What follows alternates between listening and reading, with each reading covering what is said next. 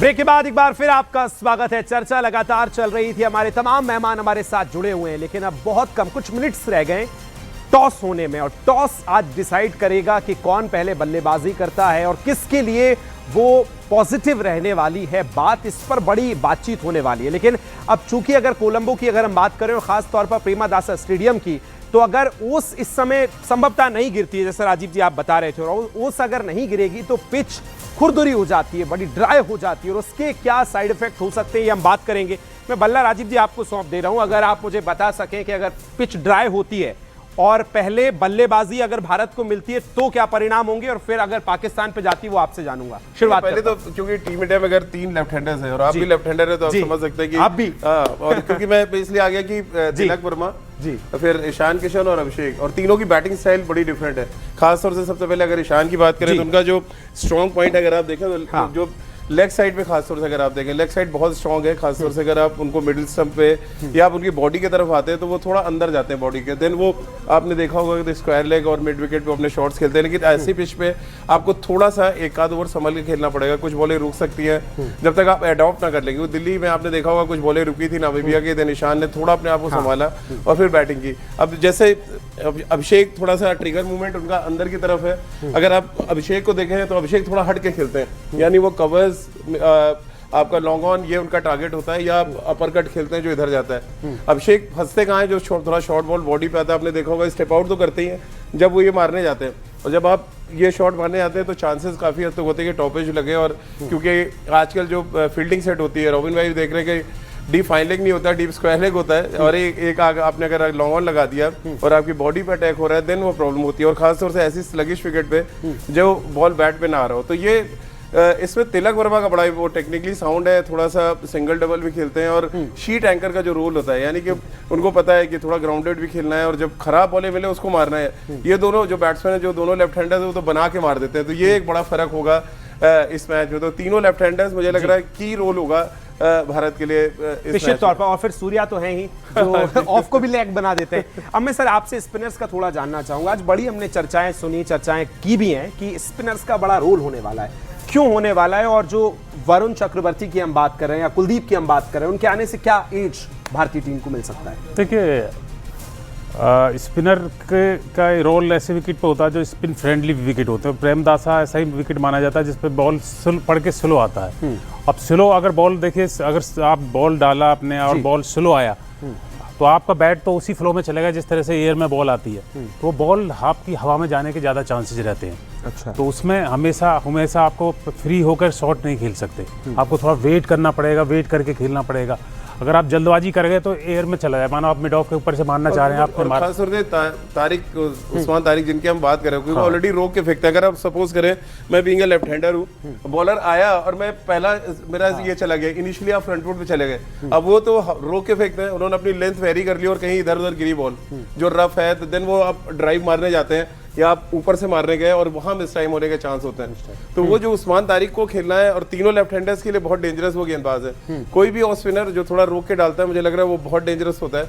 तो पाकिस्तान इसीलिए बहुत ज्यादा बेट कर रहा है तारिक उस्मान पे। एक तो उनका एक्शन, दूसरा बहुत एक्यूरेसी, और तीसरा बहुत अच्छे फॉर्म में चल रहा है। ठीक है, अब अहमद भाई हमारे साथ लगातार जुड़े हैं। अहमद भाई, जो फास्ट प्रीमियम बॉलर्स की अगर हम बात करते हैं तो बड़ी चर्चाएं होती हैं प्रीमियम बॉलर को लेकर, लेकिन अभिषेक शर्मा जवाब भी देते हैं। बॉलिंग को लेकर कितने तैयार हैं आप, क्योंकि बैटिंग में तो थोड़ा कमजोर नजर आते हैं? अच्छा, प्रीमियम फास्ट बॉलर्स में आपको अभिषेक शर्मा का जवाब याद है, लेकिन साहबजादा फरहान जी, साहबजादा फरहान के भी जवाब को याद रखें। अच्छा, प्रीमियम फास्ट बॉलर्स का मेरा नहीं ख्याल इस पिच पे ज्यादा रोल हो सकता है, क्योंकि शाहीन को भी मार पड़ रही है, बुमराह भी ज्यादा अच्छा नहीं कर रहे, जोफ्रा आर्चर एग्जांपल हमारे सामने है। तो फास्ट बॉलर्स की तो इस वर्ल्ड कप में अच्छी खासी कुटाई हो रही है, तो मेरे ख्याल में उनसे कुछ ज्यादा एक्सपेक्ट किया नहीं जा सकता। खासतौर पे श्रीलंका में ये मैच है प्रेमदासा में, जहाँ पे स्पिनर्स का रोल ज्यादा अहम होता है। तो आई थिंक स्पिनर से ही ज्यादा उम्मीदें हैं, चाहे वो इंडिया के हों या पाकिस्तान के हों। एक अगर कोई पेसर, दो पेसर्स अगर इम्पैक्ट डाल सकते हैं तो वो मैं समझता हूँ इंडिया की साइड से हार्दिक पांड्या। क्या अहमद भाई कोई चांस देख रहे हैं आप नवाज के खेलने का, यानी 4 स्पिनर खिला ले पाकिस्तान, ऐसा कोई चांस देख रहे हैं विकेट को देखते हुए? नहीं, मेरा नहीं ख्याल। मेरे ख्याल में तो पाकिस्तान अपने विनिंग कॉम्बिनेशन को ही कंटिन्यू करना चाहेगा। और उस्मान तारिक, नवाज, ये सारे प्रॉपर खेलेंगे। हाँ, ये है कि जो मैं फास्ट बॉलर्स की बात कर रहा था कि हार्दिक पांड्या इंडिया की साइड से इम्पैक्ट डाल सकते हैं, हमारी साइड से हमने जैसे एशिया कप के फाइनल में भी देखा था कि फहीम अशरफ इम्पैक्ट डाल सकते हैं। और दूसरा जो इस वक्त अगर हम पाकिस्तान के कॉम्बिनेशन की बात करें, यहाँ पे अभी मुझे नहीं पता ये बात कितनी सच है या नहीं है। अभी इससे पहले जिस शो में मैं बैठा हुआ था वहां पे बात चल रही थी कि उस्मान तारिक को शायद पाकिस्तान ड्रॉप कर दे और ना खिलाए। अगर पाकिस्तान ये करता है तो मेरे ख्याल में इस वर्ल्ड कप का सबसे बड़ा ब्लंडर होगा। लेकिन जो लास्ट मैच में आपके खिलाफ प्लेयर ऑफ द मैच रहा हो बूम बूम, उसका सामना आपके बैटर्स कैसे करने वाले हैं? देखिए, बुमराह नो डाउट उनकी जो स्किल है, खास तौर पे जो यॉर्कर्स की एबिलिटी है, वो तो किसी से ढकी छुपी नहीं है। लेकिन इन पिचेस पे खास तौर पे पिछले 1-1.5 साल से अगर आप जसप्रीत बुमराह को देखें तो उनकी जो बॉलिंग है वो उस लेवल की नहीं वो कर पा रहे जिस तरह की वो करते थे या जिससे बैट्समैन निश्चित तौर पर हालांकि देखना होगा, बहुत कम समय शेष है। और तमाम मेरे सहयोगी उमेश में स्क्रीन में देख पा रहा हूं, आपके पास आऊंगा, उत्साह नजर आ रहा है। ज्वाला जी मेरे साथ जुड़ गए, बहुत बहुत स्वागत है सर। आवाज सुन पा रहे हैं मेरी? बिल्कुल बिल्कुल, thank you so much. Thank you so much sir. बहुत कम समय शेष है और जो शेष है वही विशेष है सर। कितने एक्साइटेड नजर आते हैं आप? क्या आज खास पहले ओपनिंग करना चाहेंगे? बिल्कुल, भारत को एक बड़ा मैच है, भारत के लिए और पाकिस्तान के लिए जी। और जिस तरीके से भारत की टीम खेल रही है, 2024 में हमने ये टूर्नामेंट जीता था, तो बस यही बोलूंगा कि पाकिस्तान के साथ मैच है, अच्छा क्रिकेट खेलो और एक अच्छा मैच जीतो। और जब हम अच्छा मैच जीते हैं तो मोमेंटम हमारे फेवर में आ जाता है। बस इतना ही बोलूंगा। ठीक है, मैं आपके पास बिल्कुल आ रहा हूं। उमेश हमारे साथ मेरठ से जुड़े हुए हैं। उमेश, कहा जाता है कि काल उसका क्या बिगाड़े जो भक्त हो महाकाल का, और आज तो हमने कई ऐसे फोटोज देखे जो जिसमें शंकर जी पीछे खड़े और पूरी टीम इंडिया आगे नजर आती है, ऐसे प्रशंसक नजर आते हैं। क्या नजर आ रहा है मेरठ में अभी, जरा बताइए उमेश। देखिए, मेरठ को स्पोर्ट्स सिटी कहा जाता है, यहाँ हाथों में तिरंगा नजर आ रहा है। ठीक है, इसी बीच एक बड़ी खबर आ रही है, आपके पास लौट रहा हूं। पाकिस्तान ने टॉस जीता है, पहले गेंदबाजी का फैसला लिया है। ये तो बात पलट गई है। T20 में देखिए टॉस हुआ है और पाकिस्तान ने टॉस जीतकर पहले गेंदबाजी का फैसला किया है, यानी जिसकी हम बात कर रहे थे। हालांकि इस हिसाब से पहले भारत बल्लेबाजी करने उतरेगा और कितने रन चेस आज स्कोर बोर्ड पर लगा सकता है भारत, इस पर हमारी निगाहें होंगी। सबसे पहले एक क्विक रिएक्शन सर, भारत बल्लेबाजी कर रहा है, सबसे पहले आपके साथ। देखिए, आंकड़े तो यही कह रहे थे, मैंने आपको बताया था कि 11 में से 10 जो है टीम रन चेस करते हुए जीती है। तो सलमान आगा के जहन में ये होगा कि इतना क्रंच मैच है और अगर हम छोटे स्कोर पे रोक पाते हैं यानी 150-160 तक, तो फिर पाकिस्तान के पास एक चांस हो गया। लेकिन ये एक तरह से बहुत बड़ा जुआ है, क्योंकि पाकिस्तान की बैटिंग बड़ी वीक है, खासतौर से रन चेज में। उनके पास बॉलर्स हैं जो मैच जिता सकते थे। बैटिंग में तो मुझे बिल्कुल दम नहीं नजर आ रहा है। इंडिया ने अगर 180 प्लस स्कोर किया तो मुझे लग रहा है बहुत टफ होने वाला है पाकिस्तान के लिए। रॉबिन जी, पहले गेंदबाजी क्यों चुनी पाकिस्तान ने, इसके पीछे क्या आप देखते हैं? ये शॉर्ट फॉर्मेट है, शॉर्ट फॉर्मेट में अगर आपको लगता है कि ड्यू फैक्टर तो आने वाला नहीं है इसमें, तो शॉर्ट फॉर्मेट में हमेशा कोशिश यही रहती है कि छोटे टारगेट पे पहले टीम को रोका जाए और उसको फिर चेज किया जाए। तो यही ना कहीं पाकिस्तान के माइंडसेट में ये है, क्योंकि अगर बैटिंग के हिसाब से देखा जाए तो बैटिंग भारत की ज़्यादा स्ट्रॉन्ग है। भारत ने कहीं 180 के आसपास, 80 के आसपास अगर ये स्कोर बना दिया फर्स्ट इनिंग्स में तो चेंज होना बड़ा। ठीक है, मैं आपके पास लौट रहा हूं। अहमद भाई, आपके पास आ रहा हूं। आपने टॉस जीत के पहले गेंदबाजी की है, कैसे देखते हैं आप? क्यों आखिर ये गेंदबाजी चुनी होगी? क्या तैयारी आपको नजर आती है? इसके पीछे क्या नजर आता है? देखें, बड़ा जबरदस्त फैसला है। उसकी वजह यह है कि पाकिस्तान की जो स्ट्रेंथ है वो पाकिस्तान की इस वक्त बॉलिंग है, खासतौर पे स्पिन बॉलिंग। तो जाहिर है आप अपनी स्ट्रेंथ सामने रखते हुए फैसला लेते हैं कि आप स्ट्रेंथ की बेस पे अटैक करें अगली टीम पे। दूसरी चीज ये है कि ड्यू वाला फैक्टर भी होगा कहीं ना कहीं, और उसके साथ साथ अगर हम देखें तो इंडिया की टीम ने एशिया कप में भी अगर हम देखें तो चेस करते हुए फाइनल खास तौर पे जीता था पाकिस्तान के अगेंस्ट। तो पाकिस्तान के माइंड में वो भी कहीं ना कहीं होगा कि एक तो हमारी स्ट्रेंथ बॉलिंग है, इसलिए हम टॉस जीत के पहले बॉलिंग कर रहे हैं, और दूसरा इंडिया, क्योंकि इंडिया की स्ट्रेंथ चेस है। तो आई थिंक एक तीर से दो शिकार ये हो गए हैं जो पाकिस्तान ने टॉस जीत के पहले बैटिंग का फैसला किया है। ठीक है, आपके ये एक सवाल ये भी कि दोनों कप्तानों ने पिछली बार अगर हम देखें तो हाथ नहीं मिलाए थे और इसको लेकर बड़ी सारी चर्चाएं शुरू हुई थी, सियासत भी शुरू हो गई थी। इस बार आप क्या सोचते हैं, ऐसा कुछ नजर आएगा? ट्रॉफी कहीं तो नहीं जाने वाली है? हाथ तो आज भी नहीं मिलाया गया, अभी हाँ। टॉस हम लोग देख रहे थे, हाथ नहीं मिलाया गया है ना जी। देखें, बात यह है कि क्या इंडिया और पाकिस्तान के कप्तान और प्लेयर्स क़यामत तक हाथ नहीं मिलाएंगे एक दूसरे से? इसका जवाब है नहीं।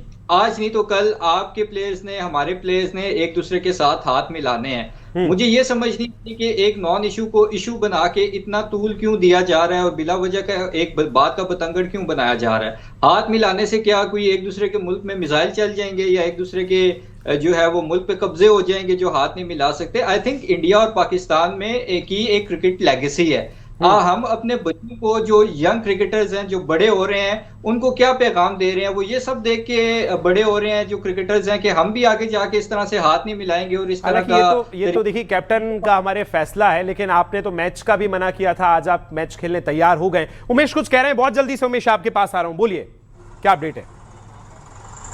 देखिए, मैं ये कह रहा था कि हाथों में तिरंगा है और जुमा पर ओंकारा का जयकारा है, भारत माता का जयकारा है। इन तस्वीरों में आप देखिए किस तरह से ये रंग देखने को मिल रहा है। देश के कोने कोने में यही रंग देखने को मिल रहा है। तिरंगा लहराता हुआ नजर आ रहा है और पाकिस्तान के गेंदबाजों को ढूंढने का वक्त आ गया है। पाकिस्तान ने पहले गेंदबाजी करने का फैसला लिया है। अब अभिषेक शर्मा की सेंचुरी पढ़नी तय है, बिल्कुल तय है। आंकड़ा 300 के पार जाएगा, रनों का विस्फोट होगा और इंडिया की जीत तय है। इंडिया की जीत तय है। भारत जीतेगा, बिल्कुल जीतेगा भाई, जीतेगा। अभी ऐसी तूफानी बैटिंग देखने वाले हो आप देखना, पूरा श्रीलंका हिल जाएगा आज 1 घंटे की बैटिंग में। आज 1 घंटे की बैटिंग में श्रीलंका हिल जाएगा। अभिषेक शर्मा की सेंचुरी, सूर्य कुमार यादव की सेंचुरी और बुमराह जब गेंदबाजी करने के लिए आएंगे तो पंजा पड़ेगा सर।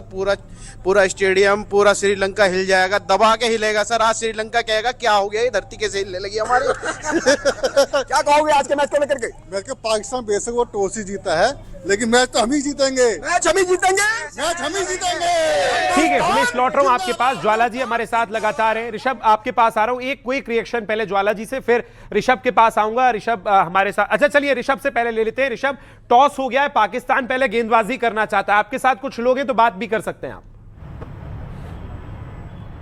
जी बिल्कुल, देखिए टॉस हो चुका है, भारत बैटिंग के लिए आ रहा है। तो उम्मीद किससे सबसे ज्यादा है, क्या होने वाला, अगर कुछ बता पाए आप? बिल्कुल सही कहा आपने। जब भारत पाकिस्तान का मैच होता है पूरा दुनिया की निगाह होती है। भारत की तरफ से अभिषेक शर्मा और जिस तरह से ईशान किशन बैटिंग करते नजर आ रहे हैं, ओपनिंग पार्टनरशिप करते हैं, बहुत बड़ी उम्मीद उनसे है। उसके बाद सूर्य कुमार यादव है, संजू सैमसंग है, फिर क्या नाम तिलक वर्मा है, हार्दिक पांड्या, शिवम दुबे, रिंकू सिंह, इतनी बैटिंग लाइनअप बड़ी है इंडिया की। पाकिस्तान कहीं ठहर नहीं सकता। हाँ, देखना पड़ेगा कि साइंसा अफरीदी जो पाकिस्तान के मतलब बॉलर थे, गेंदबाज है, उनसे थोड़ा सा शुरुआत के ओवर बचना होगा टीम इंडिया को। बाकी कोई ऐसा नहीं है कि जो भारत के सामने टिक सकता है। इतना जबरदस्त बैटिंग लाइनअप। आप लोग कैसे चीयर अप करेंगे भारत के लिए? भारत माता की जय हिंद। ठीक है, लौट रहा हूं आपके पास। ज्वाला जी आपके पास आऊंगा।